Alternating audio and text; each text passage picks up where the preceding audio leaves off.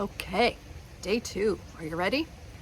We've got some nitty-gritty to get into today. I was not holding back when I put this opt-in together. We are getting right into it because this is another exercise that is foundational. We're going to talk today about belief systems. The reason why I'm getting into this right now is so that, especially in in in these times, I hate it when people say that, but it is true. Everything is kind of up in the air as far as who believes what and why do you believe that. There is there's a bit of a dogma right now about belief systems, but if we really get down into why do we believe the things that we believe, you can really start peeling back the layers of the onion to figure out, wait a minute, is that my real belief?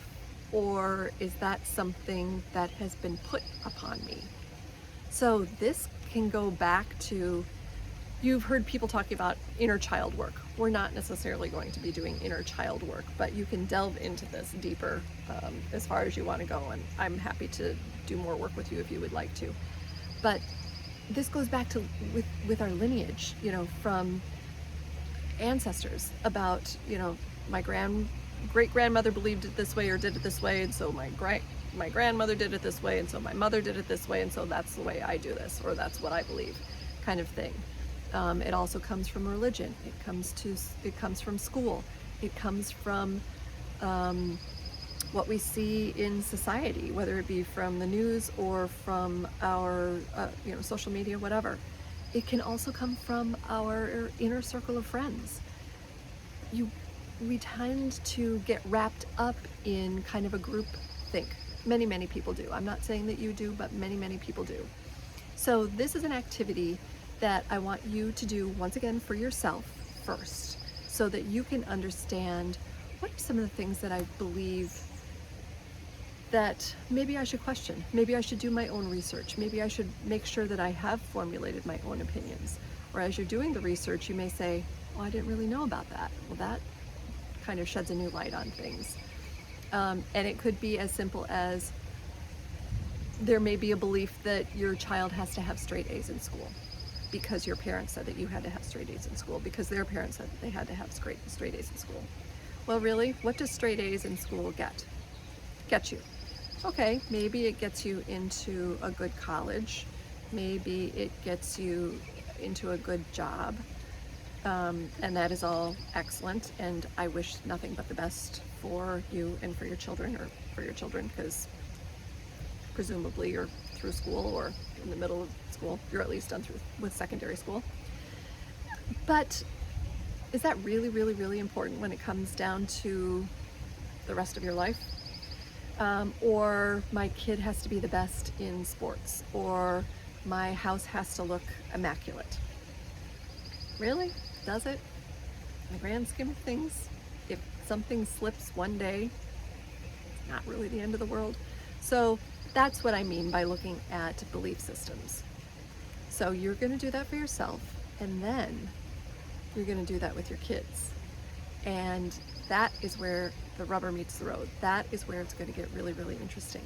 We want them to be able to go through these exercises with you as a coach, as a safety net, as it were, so that when they are sitting with their peers and are faced with a very difficult decision to make, or a very difficult discussion to be had, they know who they are at the core. They know what their belief system is. It may not be the same as your belief system, and that's okay, but they know what they are and who they are inside, so that they can make the best decision for themselves. Now, this may be a tough exercise for them initially, which is why I want you to do it first, because you may need to offer up one of your own belief system challenges, questions, so that you can kind of explain to them what the belief was that you had, the research that you did on your own after acknowledging that this may not be my belief system, this may have come from someone else. And then the final decision on where you landed with that belief.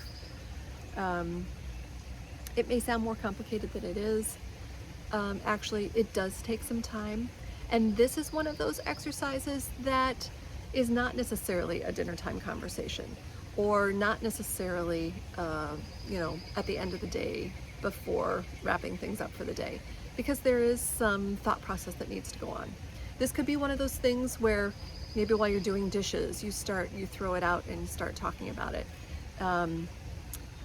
This may be one of those times where it's easier to have this discussion when you don't have to have eye contact, because there is going to be, the wheels are going to be spinning, and they are going to have to think about things for themselves.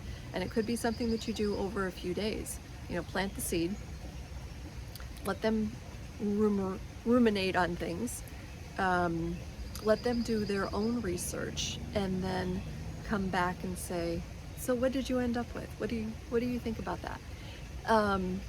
Other things that could be good to bring up if they're not able to, or you were not able to come up with something to challenge your belief on your belief, would be if there is an ongoing trigger that you have, that you are battling constantly over. So maybe it's about screen time, maybe it's about bedtime, or the amount of sleep that your child needs. So let them go ahead and do their own research, formulate their own opinion, come up with their own substantiating information, and then come back and have a conversation about it. This is one way to be able to teach our children to be able to do this, so that they can once again feel confident when you are not necessarily around and they are with a group of their peers, that they feel strong in their conviction about who they are, what their beliefs are, and what to do next in whatever situation they may be in. Life skills, good stuff. Day 2, what could we possibly do on day 3? Anyway, thank you so much for this. Have fun with it. Take your time, but this is life-changing stuff. All right. Have a good one. Bye.